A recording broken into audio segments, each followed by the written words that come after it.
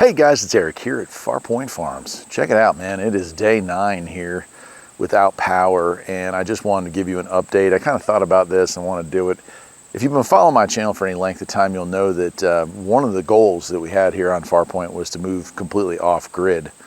And while that hasn't happened yet, we were able to get about a third of the way off the grid. And so, because I spent my summer working on building Farpoint mowers and more, redoing that barn down there, I never got around to the expansion of the solar array that we had. We were going to hardwire it all into our fuse box to give us a lot more flexibility with the solar setup that we have. But although I was able to save up and purchase all the equipment, we were never able to actually install it. So we're still running with the system that I installed in 2020. And it's a relatively small system, but it does have a large bank of storage thanks to all the battery manufacturers that have sent me batteries to review. We have a huge storage reserve, which has really helped because if you can tell, it's not been sunny here except for one day out of the entire time that we've lost power. But what I want to do today is walk around and show you the good news and the bad news when it comes to the off-grid living that I've had to do for these last 9 days. And I'll start with the good news over here, and that is our primary solar array. So let's go over there and chat about that, and then I'll take you on a tour of the rest of the property and talk to you about some of the things that haven't worked well. So when it comes to success stories, or when it comes to good news, this is where it really all starts to pay off. This is my 1200 watt solar array that I installed here on the farm back in March of 2020. It has a, and I'll get into this in other videos, but it has some quirks to it. What we've been doing is either backfeeding a circuit with using, I can't say the word, but a cord that has 2 male ends, plug it in between that outlet and the outlet to the house, making sure that all of your fuses are turned off except for the ones you want to power up, and you're able to backfeed certain circuits in your house. The other thing we've been doing is running an extension cord in the house to power the critical stuff. In the case of critical stuff in our lives, that would be the refrigerator. So let me get this off, I'll show it to you real quick, and then we'll head over to the garage. I'll show you how we've been keeping our deep freeze alive using portable power packs and portable solar setups, and then we'll head up top to the studio. I'll show you that setup, and we'll wrap this up. Let's do it. Okay, well here we are on the inside of this thing. We got some critters living in here, but like I said, we have the ability to turn on a TV if we wanted to, although there's nothing coming in right now. Most of the stations are still off, and well, we don't even have local, but we have the ability to edit stuff and turn on the computer even though the internet's non-functional. But then I can take those edited videos, drive to town, and hopefully get these out to you guys in a reasonable amount of time. Yeah, you can hear the fan kicking on, which means there's a little more light. We're up past, looks like we're getting right there at 200 volts, or 200 watts, I mean. Cool, let's go and check out the garage. I'll show you what we have there.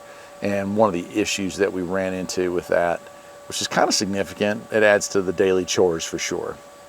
Let's go take a look at that. So let's head on in here. I'll show you what we got going on. I can't turn the light on, but hopefully you'll be able to see this. So this is the Vitoman Flash Speed 1500, and it is running our deep freeze here, and that has been a lifesaver. It's powered up, it works. And we do have it hooked up to recharge off of solar. I'll show you that on the roof here in a second. But for all, this thing is awesome because it'll definitely handle the 1,000 watt surge for this thing to fire up. You can see it only runs on 95 watts when it's actually going. But man, this thing takes like 1,000 watts to get going. So that's awesome, but we found the flaw. And I don't believe it was documented properly in the manual. This does not charge while discharging. And so this thing will run down, or I'll have to come out here during peak sunlight hours and shut off the AC portion. And when I do that, boop, it'll go to charge. And I'll just show you that here. And you can see it start blinking. And this is now going to show what we're charging at. It is really overcast.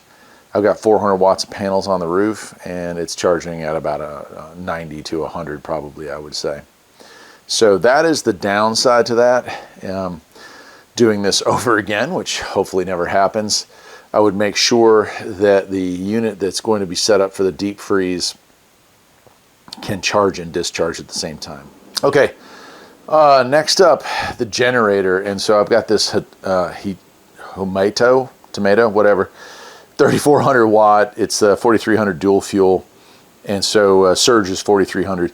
This has supplemented our solar, and it has not directly run anything, but I use it to recharge the 2 fast charge and the 1 slow charge battery packs that I have.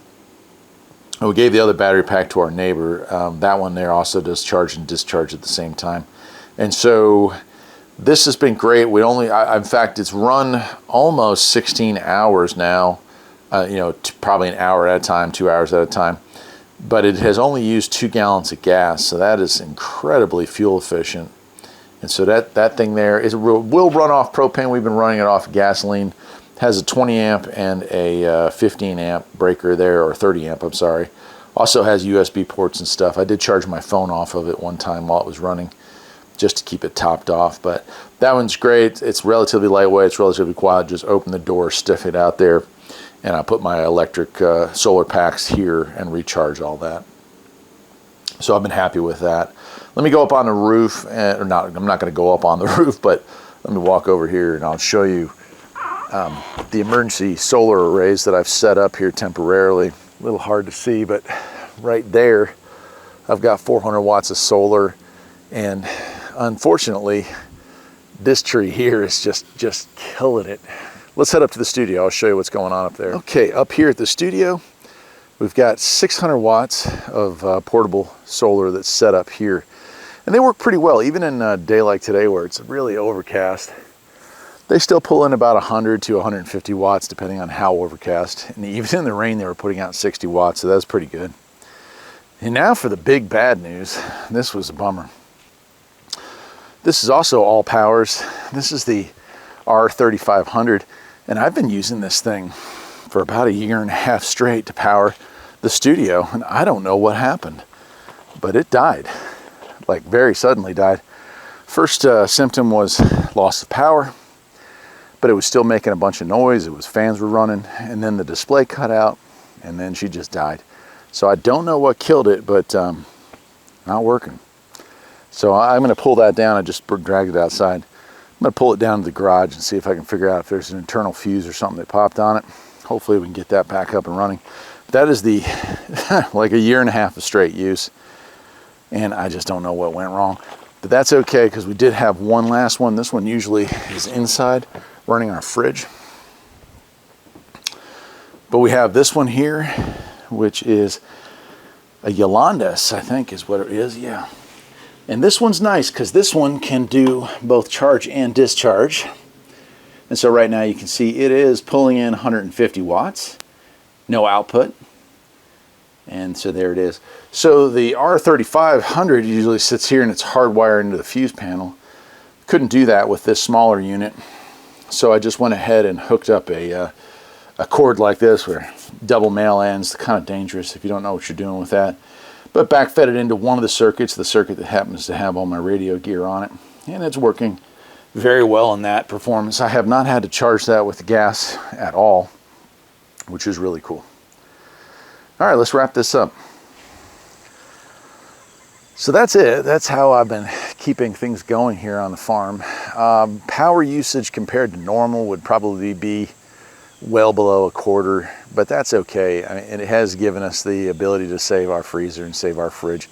And if that was all that this system did, it would pretty much have paid for itself with the cost of meat these days, the cost of food in general. I'm sure you all are well aware of that.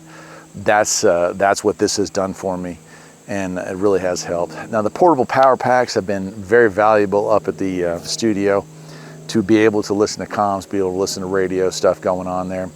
And of course, in our garage, using a portable power pack there turned into a bit of a because it doesn't actually charge while it's discharging. That would have been a much more, I would have felt a lot better about that if that also had worked, but it doesn't. Now, after this is over with, I'll certainly be looking for 2 replacements, one for that over there and another one. One of the ones I haven't shown you is an Oops power pack. Works beautifully. It has worked flawlessly for us, and we use that inside the house to like run a coffee pot and stuff like that, far away from the extension cords, but the little creature comforts in the morning, especially at my age, to kind of wake back up is nice. The issue with that one and a lot of the packs that I have reviewed that I never really put together in my head until a moment like this is They're not fast charged. They're limited to maybe 200 watts to the most of the chargers that I've come across over the years. Never a problem when you use it on a camping trip or go on a trip and power up that portable fridge that we have, and runs for a day or two, and finally it's mostly depleted. Come back to the house, plug it in, forget about it for 24 hours, and it's good to go. The problem here is I don't want to run a generator for 24 hours trying to recharge a battery that I'm going to use up in 6 or 7. So that has been another eye-opener. So I guess I'll probably have to make a video on those portable power packs and just talk about things to look for when you order one, because it has been a real wake-up call for me to say, okay, well, this feature here that wasn't really a problem normally has become a big problem now, and that feature there as well, the ability to charge and discharge at the same time, and the fast charge, so when you do need to fire up the generator and recharge those things in a hurry, it can be done. So that's been the lesson there. Anyway, that'll do it for today. I just wanted to give you a walk around while we're sitting here without power, and I guess in my last video in this series I'll take you down and show you how we're getting our water while the power's out, and hopefully this will all be over in a couple more days. Till next time, my friends, take care.